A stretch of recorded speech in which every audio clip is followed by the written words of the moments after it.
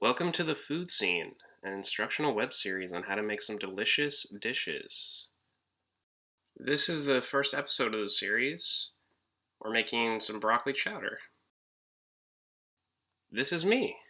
Well, me when I was 15 years old, which is when I first discovered my passion for cooking. I wanted to turn that passion into something beyond just cooking at home, so my hope is that anyone who sees these videos can make the dishes for themselves, since we are all stuck at home in the midst of coronavirus. So let's get started. This is the first episode. We can start by running down the ingredients. Some other quick notes here. Obviously, always wash your hands. Make sure your counters are clean. Make sure before you start using any vegetables that you are washing them. I am not showing these things in the video because I feel that would be sort of monotonous. But yes, always do that. Also, for any of you who want suggested amounts for the ingredients, I will leave those amounts in the video description below. Back to the food scene. First, you'll need broccoli, red bell pepper. Quick note here, the soup does call for a red bell pepper, but I used an orange bell pepper because the store did not have any red bell peppers. Alright, back to the food scene. Gonna need a boiling potato, an onion, some garlic, flour, cumin, pepper, salt, dry mustard, butter. Whoa, I'm moving the butter for some reason. Heavy cream, cheddar cheese, and now the first step. Let's get the water boiling. Okay, so we're turning up the heat. Gonna put a lid on this pot.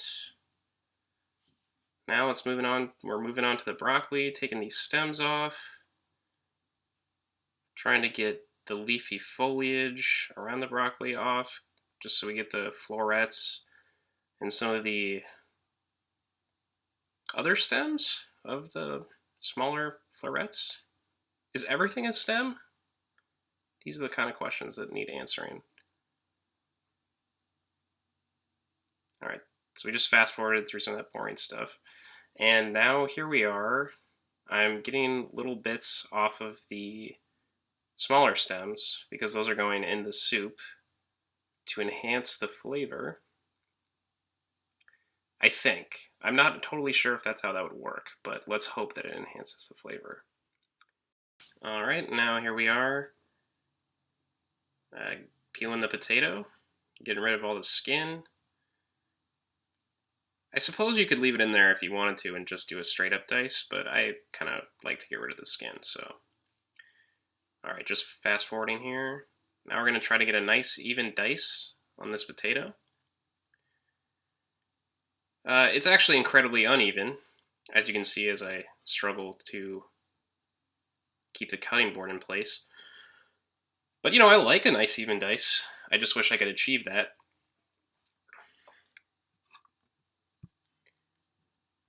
And yeah, here we go, fast forwarding.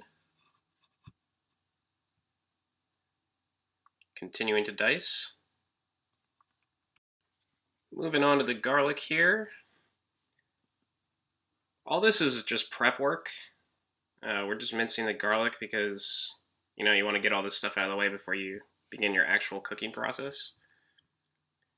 Let's fast forward.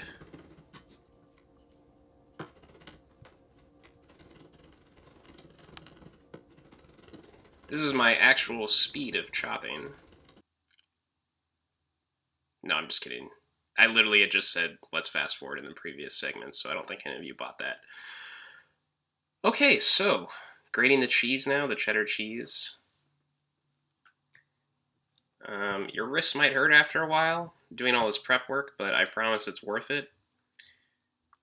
Because you get some delicious soup at the end of this. Alright, we're about to unveil this glorious plate of cheese, of shredded cheese. Yeah, I wanted to focus on the food more, which is why I'm not really in most of these shots.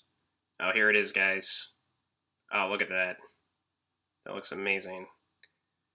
I say guys generally. I know there are all sorts of people out there, not just dudes, of course. All right, now we're going to core and seed this bell pepper. So here I am, cut the top off, coring it right now, getting the core out. That's what that is right there. Continuing with this bell pepper here. Gonna cut down the middle to get these veins out. And you want to get, yeah, there I am, getting some more veins out. And you want to get the veins and the seeds out without compromising too much of the bell pepper. That can be a little tricky, a little challenging. I'm cutting along the side right now to get some of that stuff off. You can see I'm struggling to attack this a little bit right now. Trying to figure out the best way to get all these veins out. You might be surprised that all of this was shot with no professional lighting, no professional audio equipment either, which is partially why I'm going to leave a lot of the sound out, because there's a lot of ambient noise and all that stuff. So you just get to hear the sounds of my voice. I was going to say melodious, but I think I'm giving myself way too much credit there, so here we go, back to the bell pepper. Dicing these. Boy, I am spending an awfully long time on this bell pepper. The amount of bell pepper shots. Yeah, let's speed this up a little bit because there are so many bell pepper shots. Here I am dicing. It is a great orange color though. I've always enjoyed the color orange. I don't know why. But for some reason it's spoken to me. And yet I dislike the orange fruit. The fruit that is orange. Oranges. Don't like them. But bell peppers are great. Orange or otherwise. Alright, so as I was saying earlier, dicing the bell pepper. There it is. Very nice. Once again, unevenly diced. And we're right to the onion. Okay, so finally off the bell pepper. Moving to the onion. In all likelihood, I was crying as I was cutting these onions, as you are to do sometimes. For whatever reason, I think I have some masochistic tendencies because I never do any of these tips that I'm about to give you, but some ways to avoid crying while chopping onions. You can chew gum, have a little bowl of water nearby. Yeah, let's speed this up because if there's as many onion shots as there are bell pepper shots, then this is just incorrigible. You'd think there'd be someone editing this stuff. Anyway, so as I was saying, a little bowl of water or just wet your knife. Anything like that. Okay, so remember that water we put on the stove? Well, it's boiling now. Okay, so we're going to dump in the florets and the stems into the boiling water, which will take around 2 or 3 minutes. And then we're going to shock them in an ice bath. We shock them in an ice bath to stop the cooking of the broccoli. So you're going to take a slotted spoon and transfer the broccoli into this ice bath that we have set up right here. And yeah, this is called shocking, if I hadn't said that earlier. No. Okay, well, fast forwarding through this. All right, yeah. There we go, all the broccoli, getting all that water drained out. And then we're going to reserve some of the cooking water that we used for the broccoli. We may not need it, but just in case, we'll reserve a few cups of the cooking water. Then after that, we're going to drain the ice bath with the broccoli in it. And we're going to put some butter in a big pot over moderate heat. Let that melt down. And now we're going to start putting the soup together. So we have the potatoes into the butter first. Add those. Then the onion. Make sure you try not to waste too much. Get as much off the plates as you can. Then we're going to move on to the bell pepper.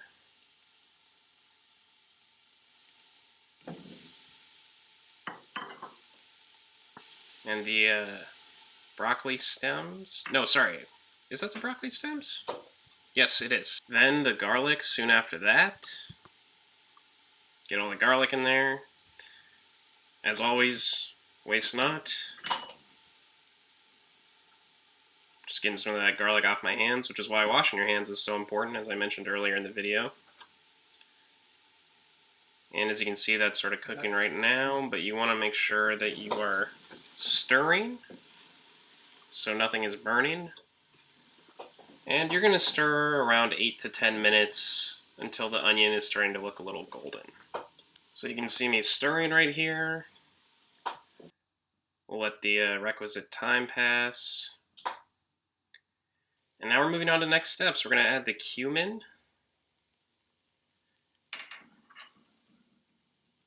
And the dry mustard. And the salt.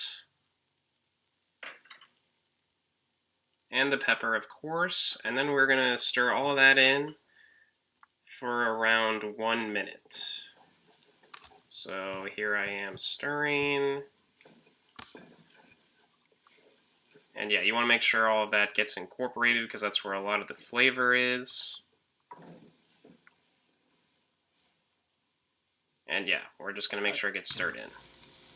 Alright, so after we've stirred all those other things in for a minute, we're going to add the flour, which we're going to stir into the soup for about 2 minutes, and the flour acts as a sort of thickening agent for the soup. Alright, so yeah, here I am stirring this flour, and once again, make sure you do it for around 2 minutes. So remember earlier in the video when I said you might not need the reserved cooking water? I lied. You definitely need it, and for some reason I lost the video footage where I added the reserved cooking water. So just so you know, there's a step in between the flour and the next thing that I'm going to show you where you add the reserved cooking water to the soup. Now, back to the food scene. Alright, so once you've added the reserved water, you're going to cover half of your pot in foil. You're going to let that simmer. And you're going to stir occasionally for 10 minutes until the potatoes are tender. Okay, we're almost done with the soup. Now you add the heavy cream. Make sure you want to get all of that out. Again, waste not. That said, I am spending way too long showing me getting out this heavy cream. My God. Alright, moving on. Let's keep this train moving. Gonna add all the cheese, which should also actually thicken your soup a little bit, you know, as it melts in to the rest of the ingredients. So once we got all that cheese, we're moving on to the next step, which is, of course, oh my God, I spent a long time on some of these shots. Okay, so yeah, now we're gonna stir it all in. Yeah, make sure the cream and the cheese incorporate. Get a nice mixture. Here I am stirring the cheese and cream in, as I've said 15,000 times. Anyone else getting tired of this shot? I mean, you'd think I'd have edited this better, but here we go. So, we got our soup, and now we're going to season it with salt and pepper. All of this was shot in my parents' kitchen, as we were all quarantined. Oh, there goes the pepper. There it is. So we got that extra seasoning in there. We're going to stir that in. And it's really starting to come together, actually, which is nice. Alright, so key step right here. We're going to puree 2 cups of the soup in the blender. And wow, I hit that really hard. And this will also thicken the... I keep calling it a soup, it's a chowder, I just realized, so... But I'm not going to edit any of the times out where I said soup, because, I mean, come on. It's essentially the same thing. Same thing. And yeah, there we go, blending up that soup. Then we're going to incorporate it back into the chowder.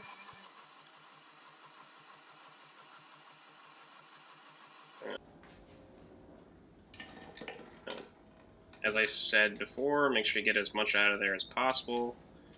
These plastic spatulas are great for that sort of thing. We're going to add the broccoli, remember that?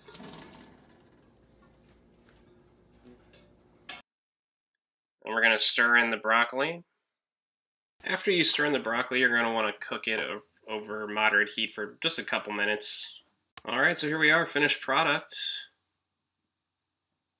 And going to add a few oyster crackers in there just for presentation. There it is. Here I am trying it. And that's enough said. That's this episode's dish. Be on the lookout for more episodes. Like and subscribe if you want. I hope these dishes find you well anytime.